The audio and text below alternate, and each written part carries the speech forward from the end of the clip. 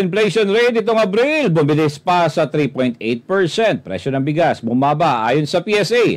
Ang detalye ng balitang yan mula kay Kaparshina, Tordo Kaparshina. Kailangan pang magdoble kayod ng mga Pilipino dahil sa patuloy na pagtaas ng presyo ng mga bilihin at serbisyo sa bansa. Ito ay matapos na maitala ng Philippine Statistics Authority o PSA araw ng Martes ang pagbilis na muli ng inflation rate sa 3.8% itong Abril mula sa 3.7% noong Marso ng taon. Sabi ng PSA, ito na ang ikatlong sunod na buwan ng pagbilis ng inflation rate ng bansa. Ang pangunahing dahilan ng pagtaas ng inflation itong Abril ng taon ay mas mabilis sa pagtaas ng presyo ng food and non-alcoholic beverages, kabilang na ang gulay, tubers at iba pa. Pero sa kabila ng pagbilis ng headline inflation, sinabi naman ng PSA na bahagya daw bumaba ang rice inflation o galaw sa presyo ng bigas sa bansa. Mula kasi sa 24.4% rice inflation ay bumagal ito sa 23.9% nitong Abril ng 2024. Ito ay bunsod daw ng bumababang presyo ng bigas sa world market. Ang nakita namin, bumaba ba ng konti ang world price ng rice. Nag-peak siya noong January 2024 and then may pagbaba noong Feb and March. Konti lang. So, but the trajectory is that 2 months na siya dun sa world prices bumaba. So, this might have impact doon sa pag-decline din ng presyo ng bigas ng konti. Batay sa kanilang monitoring para sa well-milled rice, ang average na presyo ay nasa 56 pesos at 42 centavos kada kilo nitong Abril, mula sa mas mataas sa 56 pesos at 44 centavos kada kilo noong Marso. Ang average na presyo naman ng special rice ay bumaba sa 64 pesos at 68 centavos kada kilo noong nakaraang buwan, mula sa 64 pesos at 75 centavos kada kilo noong Marso. Kanin ang pangunahing pagkain sa pag nating mga Pilipino. Ika nga, basta Pinoy, rice is life.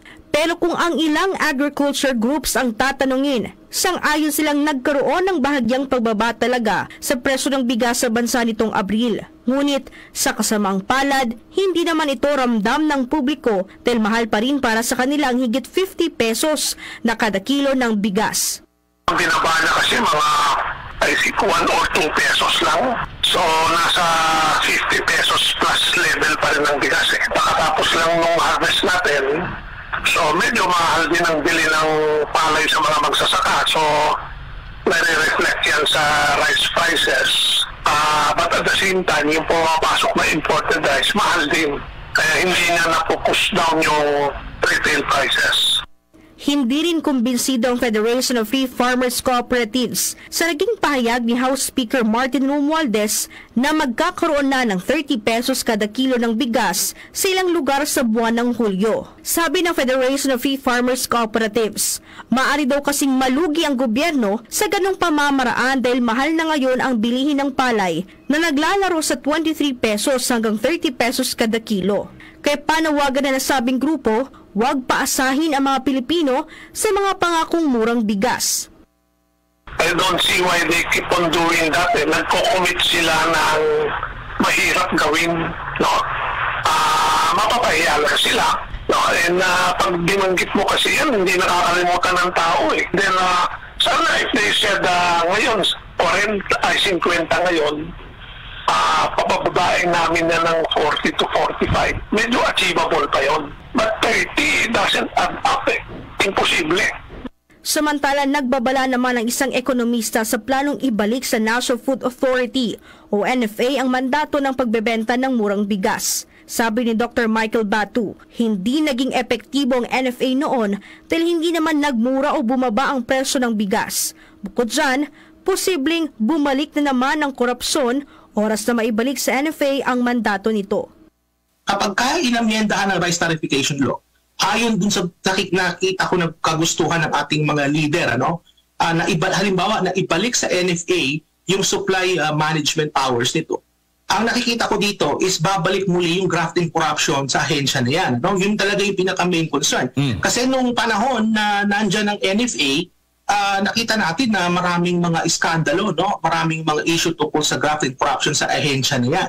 nung panahon na nandyan ang NFA, nung before rice tarification law, maraming instances na tumaas ang presyo ng bigas even with the NFA there. Kumbaga, nandyan yung NFA, sila nagmamanage ng supply, pero tumataas pa rin yung presyo. So, ibig sabihin, limited yung nagiging role ng NFA, even if bigay mo sa kanya yung mga powers niya kagaya noon.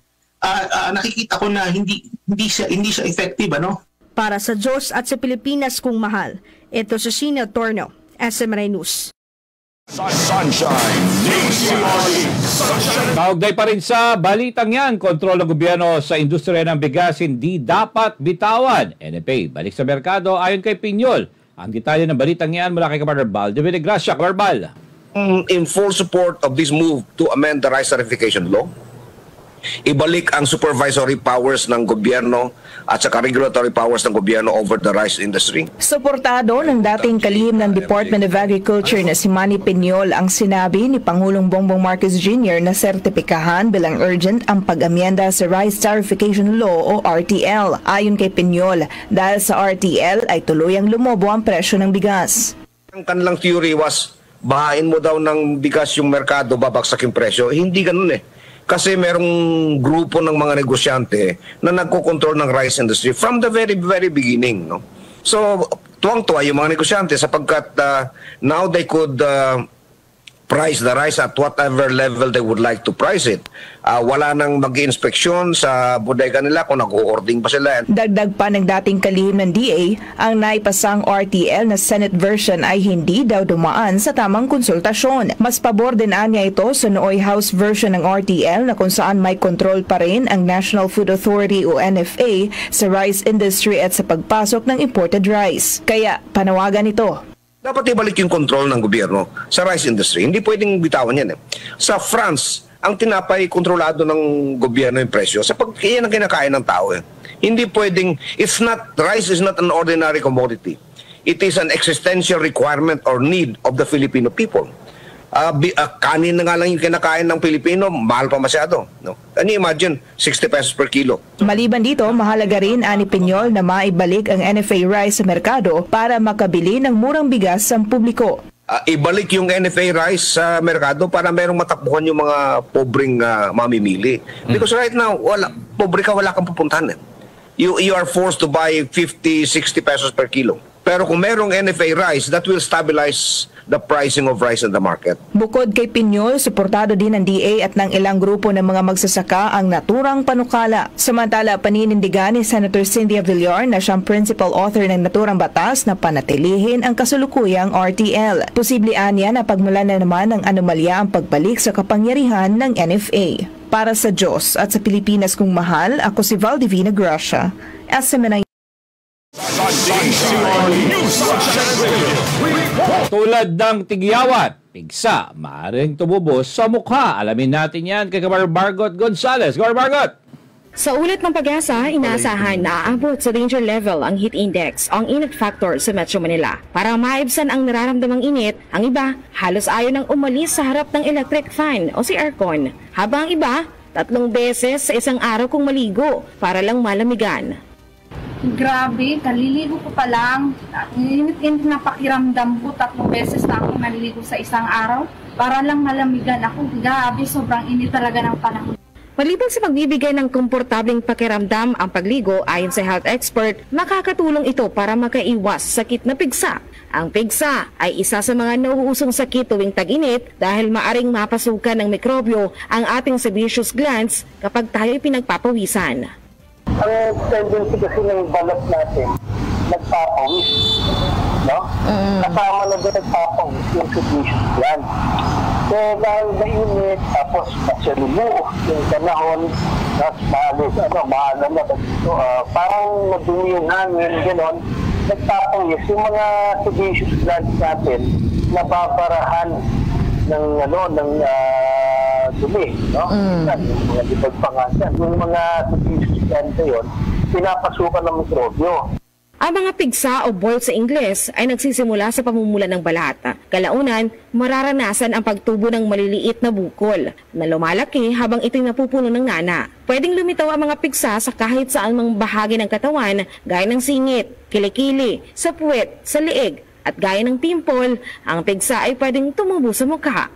Ayon sa doktor, gagaling lang ang pigsa kung matatanggal ang nana sa loob nito. Kahit ano, inom mo na antibiotic. Agad kung hindi mo natatanggal yung nanay, hindi gagawin yan. So you really have to remove the pus. Once matanggal mo yung pus, yun. Inuman mo na ng antibiotic, tapos may pinapayag na ointment, di ba? Antibacterial ointment. Kapag napabayaan ng pigsa o hindi pinansin at nagkaroon ng infeksyon sa dugo, posible raw itong ikamatay ng sinumang tinubuan ito.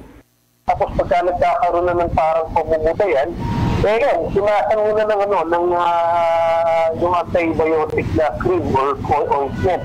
No, kasi nangyayari doon, ina-absorb ng balat, yung ointment na yun, ointment na yun, yung mismo namamatay na yung bacterial infection. Para sa Diyos at Pilipinas kong mahal, Mario Gonzalez, SMNI News. Dagdag pang balita, PNP chief muling tiniyak na walang desktop plot ang kanyang mga kasamahan versus PBBM loyalty check. Di kailangan. Alamin natin ng detaling yan mula kay Kapartner Paul Montibon. Kapartner Paul! Pinuplaan ni Philippine National Police Chief Police General Romel Francisco Marbil ang pahayag ni dating Senator Antonio Trillanes IV na may ilang mga retirado at dati at aktibong pulis na nagbabalak patalsikin sa pwesto si Pangulong Ferdinand Marcos Jr. Ito ang reaksyon ni PNP Chief makarang isiwalat ni Trillanes na maraming pulis umano ang natiling tapat umano kay dating Pangulong Rodrigo Duterte. Sa isang panayam kay Marbil, sinabi nito na walang katotohanan ang pahayag ni Trillanes at sa katunayan natili silang tapat sa saligang batas. Katunayan anya, maging siya ay nabibiktima ng disinformation o fake news dahil sa mga kumakalat na balitang tatapyasan umano niya ang mga benepisyong ibinibigay sa mga pulis. Bagay at nataliwas naman sa kanyang mga ginagawa ngayon sa hanin ng pulisya na ibigay ang ungkop at nararapat na benepisyo para pataasin ang moral ng mga ito. Una lang sinabi ni PNP Chief na kinausap na mismo ang kanilang matataas na opisyal at tiniyak na mga ito sa kanya ang kanilang katapatan sa konstitusyon ay hindi na kailangan magsagawa din ng loyalty check sa kanilang hanay. Wala po ganyan. Wala po. There is no issue for us na magkaroon po ng disability. Wala po gano'n. Yung mga pulis natin, kaya nga masabi sila ngayon we are providing them with so much tulong. Kaya wala silang issue na parang lumabot sa gobyerno o ngayon, wala ka kayo makikita na yung organization. Bakit doon kayo na yung mga cellphones, pinagbabawal natin, yung 8 hours na duty, happy naman natin ang mga pulis natin. Ang tinig ni PNP Chief Police General Romel Francisco Marbil. Para sa Diyos sa Pilipinas kung mahal, nag-uulat Paul Montibon, kapartner mo sa balita at serbisyo. Bill of Rights, ipinunto ni FPRD sa panggigipit sa Maisog Rally. Alamin natin yan kay kapartner Carla Abellana. Kapartner Carla. Diin ni dating Pangulong Rodrigo Duterte ang Article 3, Section 4 ng Bill of Rights sa naging pagtitipon ng Maisog Rally sa Dumaguete City, Negros Oriental nitong Martes ng gabi. Kasunod ito ng panibagong panggigipit sa Maisog Peace Rally kung saan bigla ang isinara ang Freedom Park kung saan gagawin dapat ang pagtitipon. Ani Duterte, sagrado ang naturang batas na nagbibigay ng proteksyon sa sambayanang Pilipino sa paglalabas ng saloobin. Sunshine News Blast! No law! Walang batas shall be passed. Walang batas na gagawin abridging the freedom of speech. Freedom of speech of expression. Yung gusto mong sabihin, marsya na mo wala. O anong panahon, kung nag-uulan ba o mainit, no law shall be passed abridging. Basta huwag mong galawin the freedom of speech, of expression, and of the press, and of the people that have the right to peaceably assemble. Dahil dito, kwenestyon tuloy ng dating Pangulo ang pagsasara ng Freedom Park. Sunshine News Blast! Hindi sa syudad yan. Bakit mo sarahan at hindi magamit ng tao para makapagsalita kung ano ang gusto niya ang damdamin? What is the reason na sinira mo ang bahay? Ang tinig ni dating Pangulong Rodrigo Duterte, kung maaalala, hindi ito ang unang pagkakataon na ginipit ang Maisog Peace Rally. Noong Abril, hindi natuloy ang Maisog Rally sa Bustos, Bulacan matapos umanong bawiin ng may-ari ng lupa ang pagpapagamit ito bilang venue ng pagtitipon at paglalagay ng trailer truck at pagharang sa daan patungo sa lugar. Maliban dito, bagamat natuloy ang pagtitipon sa Cebu ay ilang beses rin itong tinangkang pigilan. Samantala, ipinauubayan naman ng dating Pangulo sa iba kung nais silang magsampa ng kaso laban sa mga LGU na hindi pumapayag sa pagsasagawa ng Maisog Peace Rally. Sunshine News Sunshine Radio Report. Samantala, PRD tiwala pa rin kay Senator Bato de la Rosa sa investigasyon ng Senado sa PIDEA leaks. Alamin natin yan kay Kapar Daniela Paulite. Kapar Daniela. Ito, ipangako ko sa iyo, ilalabas niya yan totoo kung ano man yung... Buo ang tiwala ni dating Pangulong Rodrigo Duterte kay Senator Ronald Bato de la Rosa sa investigasyon ng Senado kaugnay sa PIDEA leaks kung saan sangkot ang pangalan ni Pangulong Bongbong Marcos sa umano'y paggamit ng iligal na droga. Anya, tapat at mahusay na opisyal si Senator Bato. Kaya naman, tiwala ang dating Pangulo na lalabas ang katotohanan sa investigasyon ng Senate Committee on Public Order and Dangerous Drugs kaugnay sa PIDEA leaks. Magtiwala kayo kay Bato. PMAyer yan, mahusay na opisyal at straightforward sa buhay niya. Sa pinakamahabang panahon, he worked for me. He is good and he will be a leader of our country. He will learn to be a protector of the people's interest.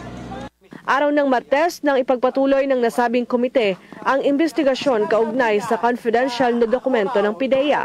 Sa nasabing pagdinig ay dumalo ang aktres na si Maricel Soriano, isa sa idinadawit sa PIDEA leaks issue na kasama umano ni Marcos Jr. na gumagamit ng umano'y cocaine. Itinanggi ng aktres na siya ay cocaine user, pero inamin niya na siya ang may-ari ng condo unit na nakasaad sa dokumento na umano'y sangkot sa iligal na droga. Matatandaan na nauna lang sinabi ni dating Pangulong Rodrigo Duterte na gumagamit ng iligal na droga si Marcos Jr. at napabilang na ito sa narcolist ng PIDEA. Para sa Diyos at sa Pilipinas kong mahal, Daniela Paulite, Azemini News. At para sa uling detalye ng ating balitang national, ex-PIDEA Agent Morales tumangging isiwalat ang identity ng informant ng controversial na PIDEA leaks. Alamin natin yan kay Kapar Jin Codnita. Kapar Jin. Hindi ko ilalaglag yung mismo pagkakakilanlan ng tao. Hindi nagpatinag ang dating PIDEA agent na si Jonathan Morales sa pagtanggi niyang isiwalat ang identity o pagkakakilanlan ng confidential informant na nasasangkot kay Pangulong Bongbong Marcos, aktres na si Maricel Soriano at ilang iba pa sa paggamit umano ng iligal na droga noong 2012. Batay ito sa pre-operation report na pirmado ni Morales. Sa ikalawang pagdinig ng Senate Committee on Public Order and Dangerous Drugs ukol sa PIDEA leaks, pilit na pinaaamin ni Senator Ronald Bato de la Rosa at Jinggoy Estrada si Morales hinggil sa confidential informant nito. Are you just hesitant to break your code of honor, your relationship between you and the confidential informant, or talagang wala ka nang maalala? Kasi your reputation is at stake here. Your Honor. Your reputation is as a resource person is at stake here. Pag hindi mo ma-remember. Ano ba? He or she? Your Honor, he or she? Babae, laki.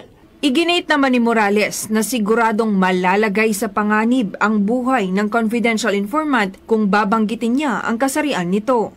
Your Honor, yung mahirap kasi kung ititibulge ko yung kasarian ng confidential informant, Your Honor, makakanib ang buhay noon. Hindi po man sa yung confidential informant, Your Honor, hindi po sa talagang makakanib ang buhay, ma-identify kagad siya. Sa kabila nito, bukas naman si Morales na isiwalat ang kasarian ng sinasabi niyang confidential informant sa isang kondisyon. Kung bibigyan niyo po ako ng pahintulot na i-reveal ko yung kasarian ng confidential informant na wala akong mababayolate na constitutional rights ng tao. Ipagkakaloob ko po. Paulit-ulit namang sinabi ni Morales na hindi na niya matandaan pa ang pangalan ng confidential informant ng naturang PIDEA leaks. Ito si Jane Codnita, ang inyong citizen correspondent nag-uulat para sa Diyos at sa Pilipinas nating mahal. International News Flash. COVID vaccine sa AstraZeneca babawiin na sa buong mundo. Alamin natin yan kay Kabar Joyce Esber. Babawiin na ng AstraZeneca ang lahat ng kanilang COVID-19 vaccine sa buong mundo. Babawiin din nila ang mga marketing authorization nito sa buong Europa. Ang hakbang ng vaccine maker ay dahil na rin sa pag-amin nito na ang side effects ng bakuna ay pagkakaroon ng blood clot at low blood platelet counts. Ang pagbawi ng bakuna ay inihain noong March 5 at naging epektibo noong May 7. Para sa Diyos at sa Pilipinas kong mahal, Joyce Esber, kapartner mo sa balita at serbisyo.